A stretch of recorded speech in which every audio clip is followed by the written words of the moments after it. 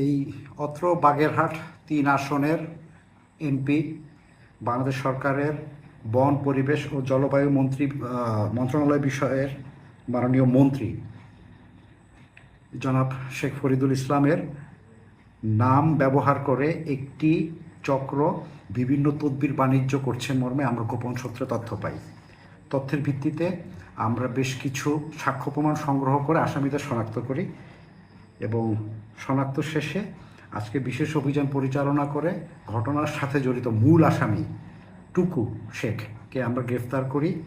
তার বিরুদ্ধে নিয়মিত মামলা রুজু করা হয়েছে। তার সাথে আরও 2 জন আসামি আছে। তদন্তের স্বার্থে এই মুহূর্তে আমরা নামগুলো বলছি না।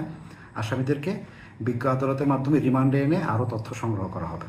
কি পেয়েছেন আসামিদের কাছ থেকে মাননীয় মন্ত্রীর নাম সম্বলিত একটি সিল পেয়েছি এবং তারা যে বিভিন্ন অফিসে করেছেন, তদবির করেছেন, সেই সংক্রান্ত কিছু আমরা ছবি পেয়েছি যে তার এই সিল ব্যবহার করে স্বাক্ষর দিয়ে, জাল স্বাক্ষর দিয়ে যে বিভিন্ন অফিসে তারা যে তদবির বাণিজ্য করেছে সেই সংক্রান্ত কিছু ছবি আমরা পেয়েছি।